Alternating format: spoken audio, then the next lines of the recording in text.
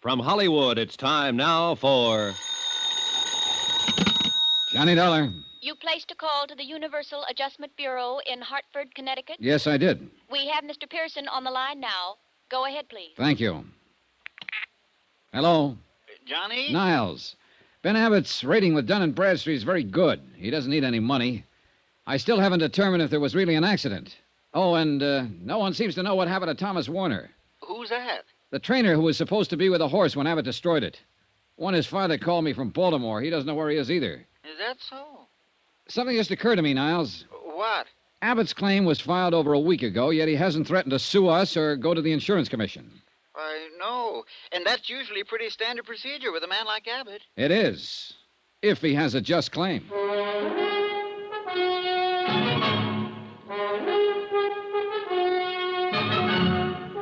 Tonight and every weekday night, Bob Bailey in the transcribed adventures of the man with the action-packed expense account, America's fabulous freelance insurance investigator. Yours truly, Johnny Dollar.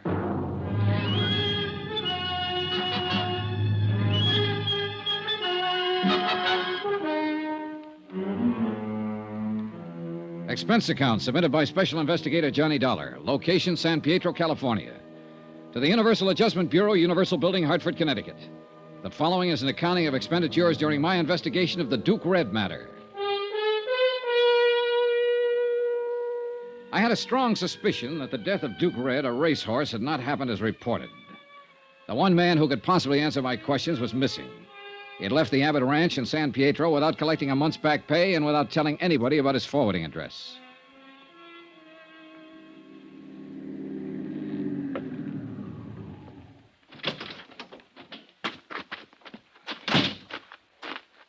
Just a minute there, sir. Hi. Mr. Dollar. Hello, Kelly. Mr. Dollar, you can make this pretty hard for me. Mr. Abbott told me I shouldn't let you on the ground. Well, now, you didn't strike me as the kind of fellow who took that order too seriously. What do you want, sir? I want Thomas Warner, wherever he is. Well, he isn't here. I know that, Kelly. I want to find out where he is. Probably went home. I talked to his father in Baltimore. His father hasn't heard from him. Oh. Wouldn't you like to know where he is? Men come and go, Mr. Dollar. You're friends with them for a little while, and you never hear from them again. I reckon that's the way we have to look at it. Now, maybe you better go now, Mr. Dollar. Suppose he didn't want to go without saying goodbye. Suppose he didn't have a choice. What do you mean? I mean, a man doesn't pass up a month's pay just to make a fancy exit. We can't talk here, sir. Where did Thomas Warner stay? He had a room off the stables, his own place. How about there? All right, Mr. Dollar. You wait for me, sir.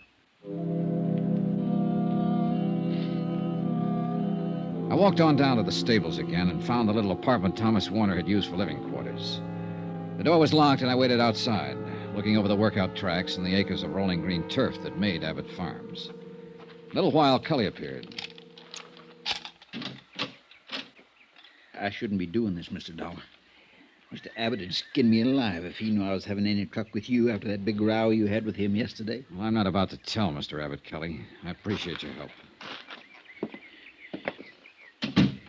This is where Mr. Warner stayed all the time he worked for Mr. Abbott. Uh-huh. You can see for yourself. It's all cleaned out, not a stitch left. Yeah. Did you happen to see Warner leave here that night? Right after the accident, he was gone. Mr. Abbott came up to the house about 9 o'clock. He told us all that Duke Red had been hurt, he had to shoot him, and that he had taken care of the rest. You mean destroying the carcass? Yes, sir. That's a pretty big job for one man. Well, I believe Dr. Gorey helped him with it, sir. He was with Mr. Abbott. Oh. Then Mr. Abbott told us that Mr. Warner was to blame for the accident and that Mr. Warner wasn't with us anymore. I wonder if any of the others saw him actually leave the premises. Well, now, we talked about that amongst ourselves. Nobody saw him go, Mr. Dollar. We thought it was kind of funny. Tom was a friendly, quiet sort of man, but he had a lot of friends here. Mm-hmm. It kind of disappointed us all, I guess. Did he have many things in this room? Clothes, mostly. He was a light traveler, Mr. Dollar. Horse training was just one thing. He worked on ships and in mining camps and lumber mills, I know that much, and he read a lot. Always seemed to be studying, finding himself. Did he have a temper? No, sir. No, sir. That's one thing Mr. Tom didn't have.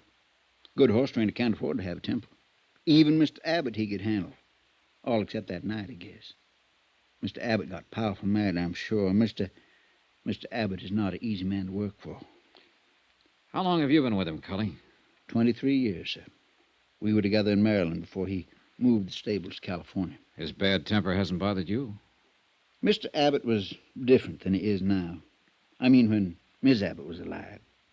But then when she died and raising Miss Terry, he hasn't had it so easy. I mean, easy with himself. You know what I'm trying to say. Yeah, I think so. I worry about Mr. Abbott, Mr. Dollar. He don't seem to run himself well sometimes. You know what I mean. Yeah. Maybe Duke Red being gone now will help. Mr. Abbott counted on that animal a lot. Counting on a racehorse is not just being anxious overnight or for a week, but being anxious for years, from the time they're colts to when they first step out. Now he don't have that worry at all. Maybe it'll do him some good. What about his other horses? Them? Well, none of them like Duke Red. Not the same at all. They'll race and make money, but nothing like Duke Red. Yeah. Mr. Warner said he was a fine horse. Tell me, what kind of a car did Mr. Warner drive? But he didn't have a car, Mr. Dollar.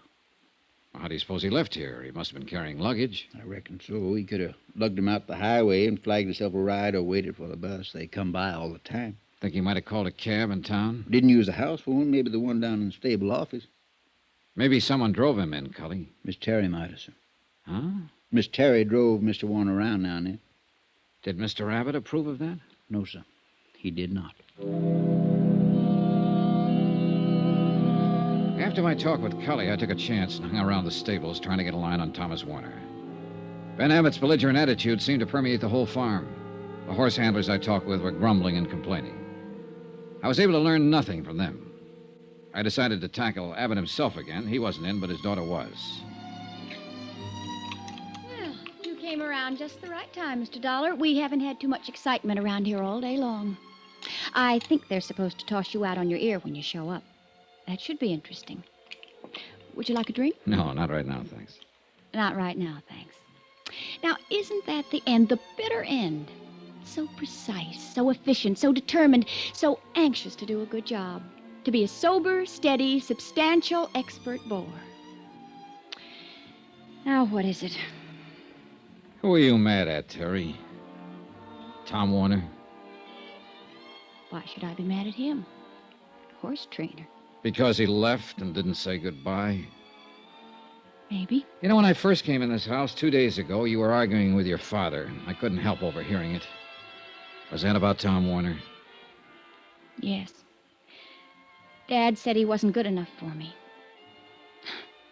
I'm all right now. Something else that day. That business you were telling me about before. It'll have to be looked into. Why, for heaven's sake? Because you intimated that your father and Dr. Gorey might be lying about the whole thing.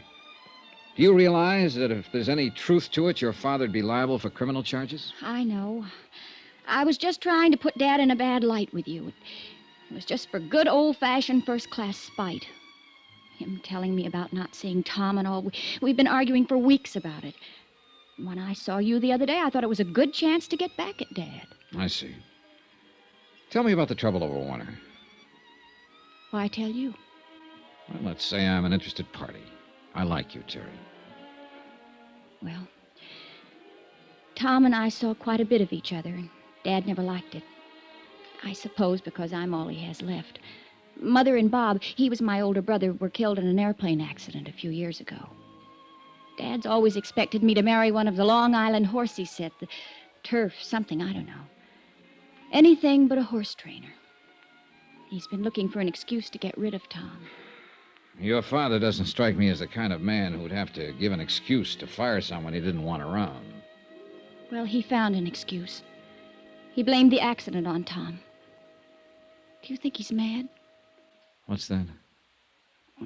Nothing. Do you suppose your father will ever calm down so I can talk to him? I don't know. The Abbotts have always been a terribly angry group of people, very emotional. There doesn't seem to be much of a let-up these days.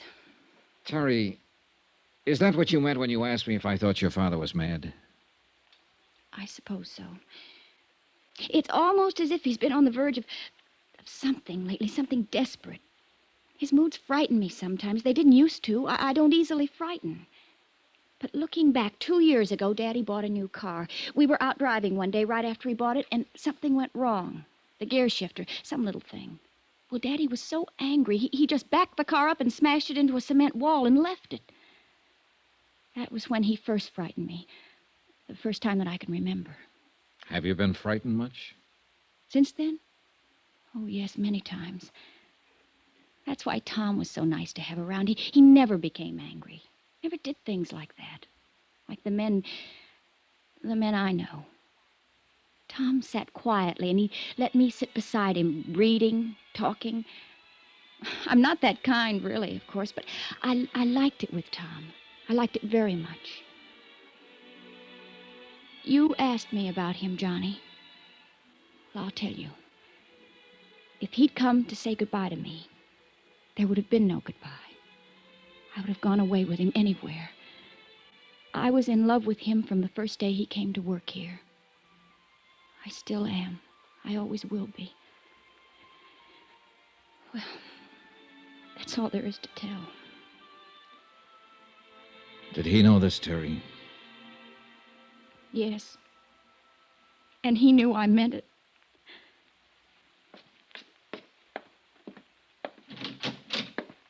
I do. Hi. What can I do for you? Constable in? I'm in. I'm the constable, Tad Polk. My name's Johnny Dollar. I'm from Hartford. Mm-hmm. What's your trouble, Mr. Dollar? Well, I'm worried, I guess, Mr. Polk. I walked around for a long time before I came in here. Yeah, sit down. Yeah, hardly anybody drops in this time of night, unless they're drunk. How about you? Nope. No, didn't think so. Mr. Polk, I'm an insurance investigator. I've been in San Pietro 3 days now trying to get the facts about a claim filed by Benjamin Abbott. Mm-hmm. I suppose about his horse, Duke Red. That's right, Mr. Polk. I can't seem to locate a man named Warner, Thomas Warner. Worked as a trainer for Abbott up until the day of the accident. Go ahead, sir.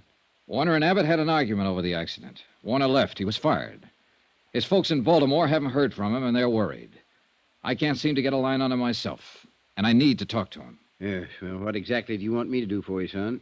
Help me find him. You sure he's missing? He isn't around. You want to make out a missing persons complaint, that it? I suppose so, yes. Yes, all right. Now, you just sign here. All right. There.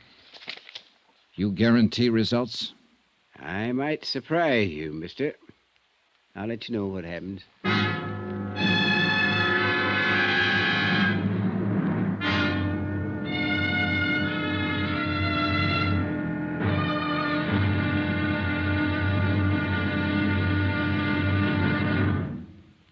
Now, here's our star to tell you about the final intriguing episode of this week's story. Tomorrow, well, it all hinges on a decent man who knows he's loved and never said goodbye. Join us, won't you? Yours truly, Johnny Dollar.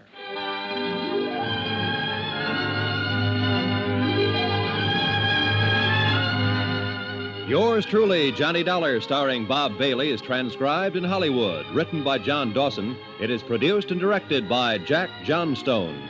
Be sure to join us tomorrow night, same time and station, for the next exciting episode of Yours truly, Johnny Dollar. Roy Rowan speaking.